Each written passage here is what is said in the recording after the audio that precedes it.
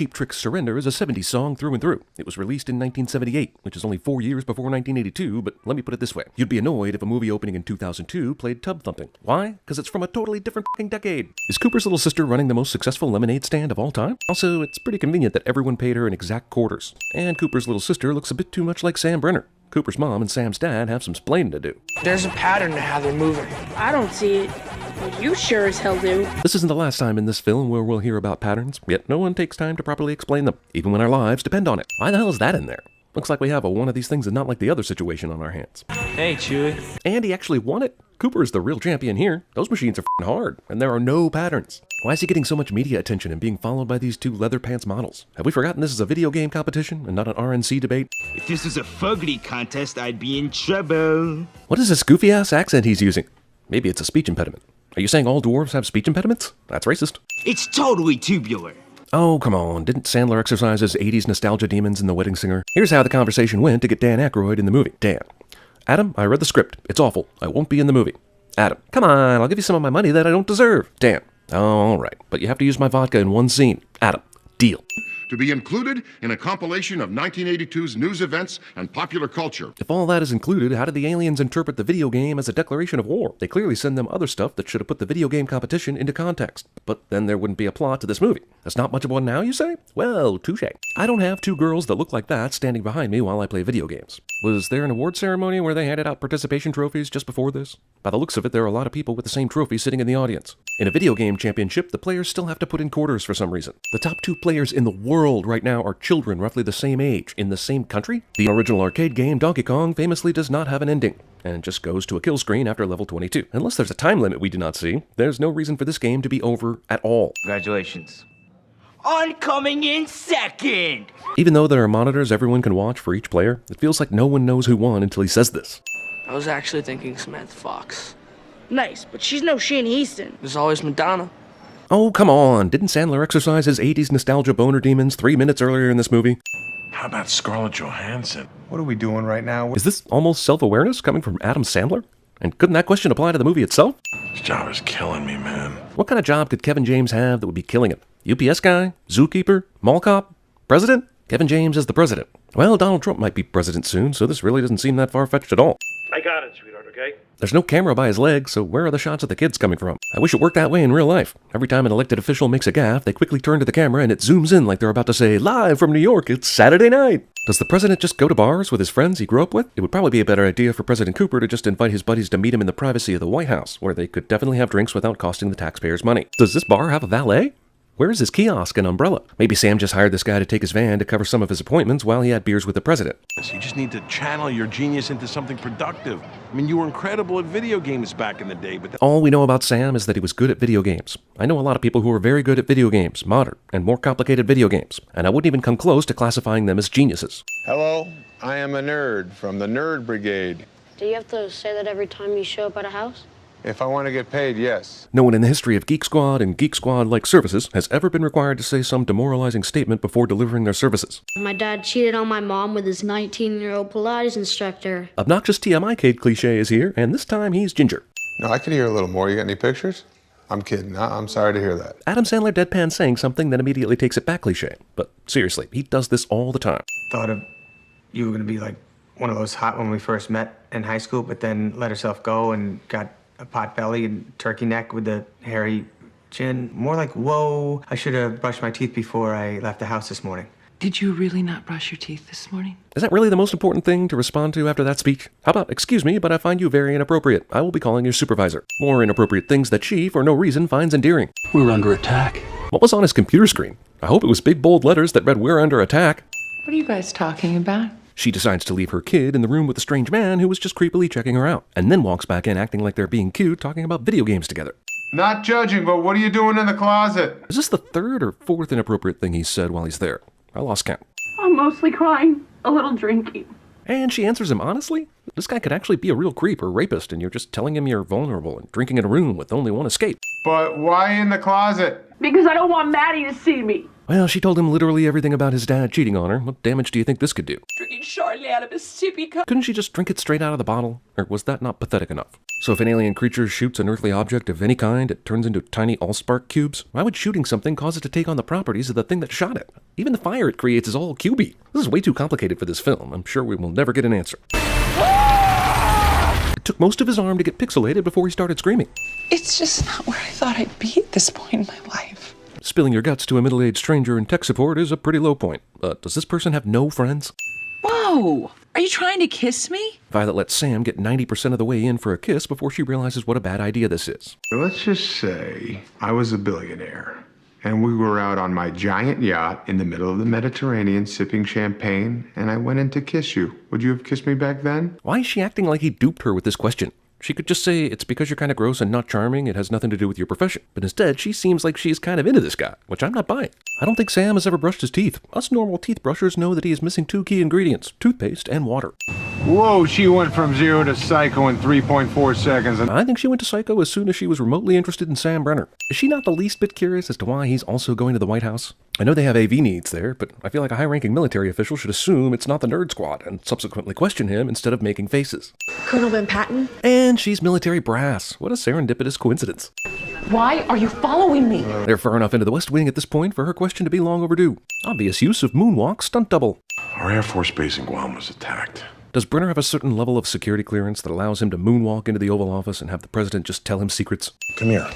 Check this out. Me? Yes, you. Come here. Being the president, Cooper has the entire U.S. military at his disposal, and there is no one in the military or any branch of government, many of which are filled with nerdy video gamers, that could identify what video game that sound was from. Can I sit in your chair? No, you can't. But you can mess around with my laptop that probably has classified information on it, like the video you just told him to watch. Then let's blow Gallagher to hell. Who's Gallagher? Can I really send a movie that is clearly very dumb for this admiral, one of the highest-ranking officials in the military, who says things like this? The answer is yes. If this sign is telling the truth, Brenner should definitely not be allowed in this room, and better yet, the door should be closed and guarded by the Secret Service. MIT, yes. Mississippi Institute of Technology. If Sam Brenner is going to make up a school, he should at least make one up that sounds better, like South Harmon Institute of Technology. Mr. Brenner here was the world Gallagher champion. Apparently the arcade tournament where he became the Gallagher champion was the only one that was ever held, and he, Ludlow, and the Fire Blaster set all the arcade game records that are available to set. Yeah, not this version though, Blue Lagoon. Even though we're out of the 80s, we're not done with 80s references. Does she really get to talk twice? She's not even at the grown-ups table. Adam Sandler is supposed to be the love interest for her, keep in mind. So I suggest the man in the orange shorts leave the room immediately. Admiral, who was just erratically saying crazy things, is suddenly the voice of reason. Gandalf and Harry Potter in the same room. Imagine that. Not only is that not even close and aggressively unfunny, how has Brenner not been forcefully ejected from the White House at this point? Brenner has a brief moment of super strength and hits Ludlow so hard he flies to the back of the van, defies the latch on the back door, and lands in the street. His name is Bow Bow. Is that a Pacific Islander name? No, I don't think so. Is it lazy racism in an Adam Sandler movie? Yes it is. Something peculiar interrupted Sophia Bush's sexy shenanigans. Now, I guess I can wrap my head around no one watching One Tree Hill reruns, but no government agency was able to intercept that message that Ludlow just happened to record. This actually may seem plausible after meeting the president and his top-ranking military officials. Inhabitants of Earth. The winner takes the loser's planet. So aliens find a time capsule that's been shot into the infinity of outer space, take it seriously, and head to Earth to basically play a game. Still slightly less implausible than Sandler ending up with Michelle Monaghan. Okay, I got lost about halfway through. Why does Madonna want to take over our planet? The President of the United States got lost watching something that I, not the President, was able to comprehend, even though I was only half paying attention. This Indian kid is somehow not brown-faced Rob Schneider. Granted, we'd send that too and probably add 10 to 50 cents, but it seems like Rob Schneider needs to be in this somehow, even if it's to take an Indian actor's job away. Why this kid? The last trophy was taken from the actual site that was attacked. This kid was a few miles away. They must also be upset that he wasn't played by one of Adam Sandler's friends. And I was watching through a window. Not only does Brenner get to be in areas with no security clearance, but now so does Ludlow, and he's clearly unstable. So these creatures are made from intelligent light energy. That doesn't really check out, because light isn't traditional matter. It is photons that have properties of both waves and particles, that carry energy proportional to the radiation frequency, but has zero rest mass. Yet these things seem to be solid and have force, and that doesn't really explain why everything the light energy cubes come into contact with turn into more light cubes. What? I'm sorry. I'm being told to stop trying to inject photon physics into an Adam Sandler movie about arcade games where Kevin James is the president. But they calm down pretty quick when we hit them with some supercharged light particles. She said they calmed down when her magical light cannon simply destroyed it. And the slut-seeking missile. The premise of the film and constant 80s references seem like it's a movie for Gen Xers, but a puerile joke about sluts makes it seem like it's for 13-year-old boys. How about we meet in the middle and say it's for no one? Is that how you got into the Mississippi Institute of Technology? Violet seems like she should be an intelligent woman. Lieutenant colonel, apparent quantum physicist, yet she keeps flirt-fighting with this guy who is clearly a loser asshole. Can anyone just bring their friends or kids to top-secret military labs? Maddie's old enough to be left alone in her office, but here's fine, I guess. President Cooper doesn't seem to have a moment of doubt for bringing Ludlow into the situation, nor do any of the other military officials say this man is unstable and shouldn't be allowed in here. But suddenly, it might be coming in handy to saving our planet. They still seem to be operating under the notion that Brenner and Ludlow are the only ones that are capable of helping in this situation because they competed in but didn't really win an arcade gaming championship in a suburb of DC over 30 years ago. Someone should tell them that there are thousands of gamers out there who are probably more capable. During this montage, they go over things that people who have walked past an arcade would know. You don't want to get hit by a boulder in asteroids, or you can't climb the ladder with the hammer in Donkey Kong. What about those patterns? Those seem to be extremely important, yet neither Brenner nor Ludlow are taking the time to explain them. Go, go, go, move, move, move! Where are they going to so quickly? Are they running to the middle of the field just to stand? Try not to cause total panic. If he's interested in not causing total panic, why would they aggressively send troops into that location with no explanation? Also, Sean Bean isn't dying in this scene. I don't want to hear another word out of you. This is the first military guy to say the right thing to Ludlow. I had 2 days to do things never done before on this planet, sir. This lieutenant colonel, with the help of a robot with a head shaped like the alien from Alien, weaponized flashlights in 2 days? At this point in the movie, okay, sure. Just remember who you're talking to, Missy. Thanks to the military for stepping in to make the gamers seem positively enlightened regarding gender politics. Isn't it a coincidence that the characters Sandler plays just so happen to wear the same ill-fitting schlub clothes he favors? Shoot for the head! Okay, this has very little to do with video game knowledge. They're just shooting guns at something, which is what the military trains for normally. Not only should they be able to handle this, but they should be able to handle it better than Brenner and Ludlow. Those guns are probably heavy as shit. Yet out-of-shape Brenner just grabs it and starts accurately shooting, like this is the same as using the controls on an arcade game. We're the only ones who can do this! There are probably thousands of people that can do this, and in a normal world, some of those people would be in the military. Let the nerds take over! Fantasy wish fulfillment cliche. Brenner and Ludlow are shooting these things right above their heads, and light energy pixels are raining down on them, and they're not getting hurt. Weren't these the same objects they had in a containment chamber in the lab? I guess being an arcade game champion exempts you from looking while shooting. So are they actually collecting points here?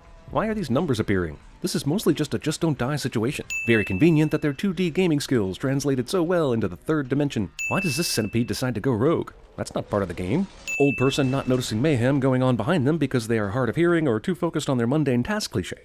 Also, holy overuse of cliche. Brenner decides to rapid-fire kill the centipede moments before it gets to the kid, when he clearly had the chance to do it in the old lady's apartment earlier and didn't. Also, why is this child alone on the street at night? Is he a drug dealer? Oh look, Dan Aykroyd's liquor. Looks like Adam Sandler held up his end of the deal. And then the old woman and the duck hunt dog ran away together and lived happily ever after. I say this because we never see the duck hunt dog again. Also, I thought all the aliens based their on stuff they got from 1982. How did they know about Duck Hunt or Madonna? In fact, there are a lot of suspiciously 1984 things coming down from the aliens in this movie. About hacking cell phone companies and adding one of those fees you see on your bill every month, but I have no idea what it is. What it is. Made about $50 million before he was convicted. We haven't convicted anyone working for AT&T or Verizon for doing that same thing in this universe or theirs.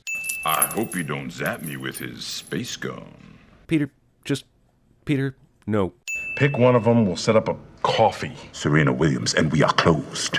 It's funny, see, because powerful, successful women are nothing more than prizes to be won. We'll say it every time it appears, the right stuff's hero walk cliche. This time with too much fog. Couldn't do a second take? Is it necessary to the alien sense of fair play that the cars be the same color as the ghosts in Pac-Man? And we're calling them mini-ghosts. How long have they known that this battle was going to be Pac-Man? Regardless, any amount of time seems like not enough time to develop light particle force field whatever she said cars. Why did she need to buckle him in?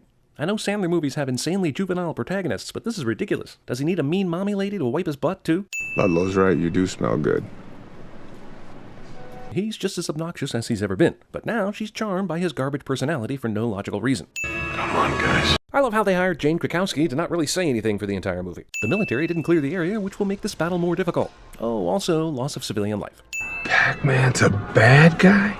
Did no one proofread the script before they made this movie? They should know by now that Pac-Man is the bad guy. What did they think their ghost Mini Coopers were for? Also, Pac-Man shouldn't be the bad guy. You play the game as Pac-Man, not the ghosts. They should be in a giant Pac-Man car looking for dots and avoiding ghosts, not ghost cars looking to get Pac-Man. Pac-Man is not bad.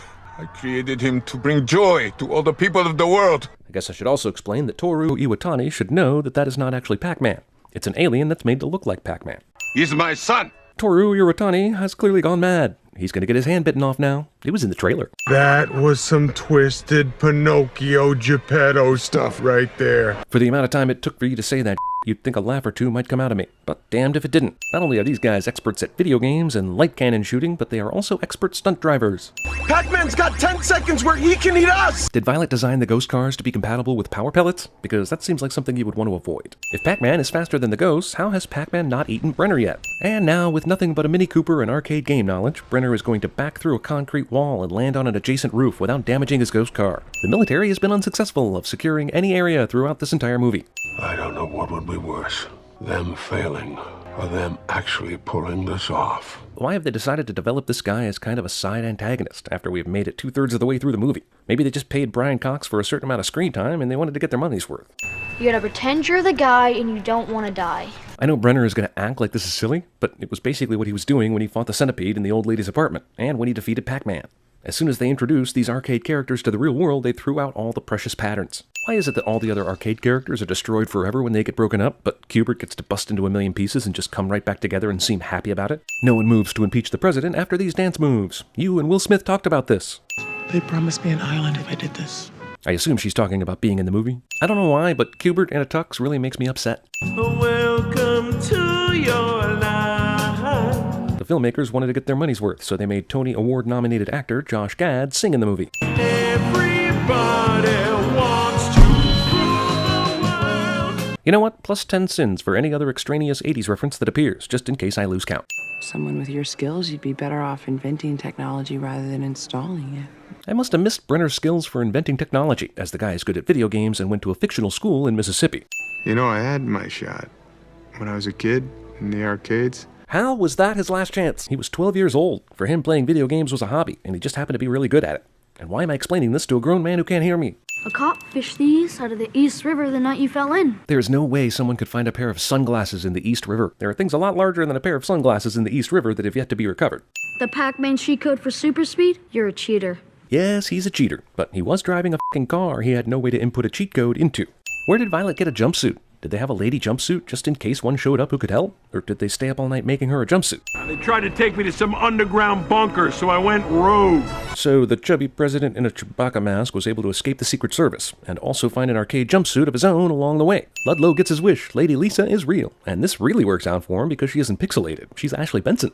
Ashley Benson doesn't speak during this entire film, making her the greatest actress in the movie. This is the only video game monster that turned into a human being. Presumably so this very moment wouldn't be so disgusting, but it's still kind of disgusting. One game you suck at. Isn't he like the best in the world at everything and just the second best at Donkey Kong? Let's give him a little credit, Mr. President. P-Bird. Also, thanks to the movie's P-joke, I had to write Q*bert urinates in my notes, plus 2 sins for shaming me. Unless the aliens have lessened the gravity on this spaceship, Violet, Brenner, and Cooper have all suddenly become parkour experts. Eddie Plan's a cheater! That's why he was so good in New York! Good of Donkey Kong to let them have this conversation during the battle. Also, how did Eddie put cheat codes into an arcade game? And I don't remember any cheats for classic arcade Donkey Kong that would allow you to get a super high score. By the way, on Earth, 3 people are taking on an entire swarm of video game bad guys, and one of them used to be one of the bad guys, so you can see the bind I'm in. Reset button! Now that Brenner has had a small pep talk, he becomes amazing at the game and easily defeats it. Please! Okay, fine. Why does Q*bert need help? He just popped back to life from being flattened. Oh, and we never see the aliens. I guess it would have cost too much to animate all these game characters and aliens. Lady Lisa! Lady Lisa. No, our weird hero gets a sex toy after all. What a great message. But no one else is weirded out by this? That was just Q*bert. This movie is now officially so bad, Adam Sandler is sending it from within. Serena Williams was pretty disgusted with Eddie at the awkward adult prom that happened earlier. Yet she's waiting in the Lincoln bedroom for a 3-way with Eddie and Martha Stewart. Also, how did Martha Stewart find out about this 3-way? I could have done without this. That means Q*bert didn't become Lady Lisa, but was Q*bert just transformed to look like Lady Lisa, which means Ludlow f*** Q*bert. Good night, everybody.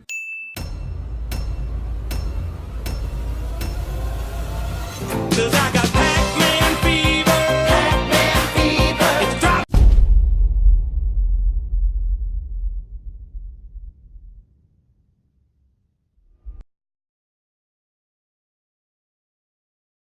What's it gonna be like up there?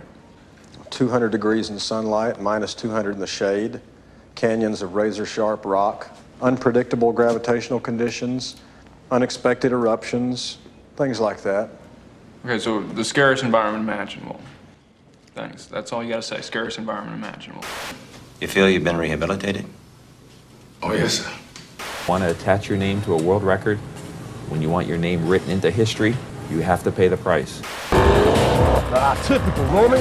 Oh, I'm gonna get this money. I'm hungry. Thanks for being my friend. Thank you for being a friend. I'm gonna wreck it. I've been waiting to do this since 1982. I haven't killed anybody since 1984. You might not have my name. You have my blood.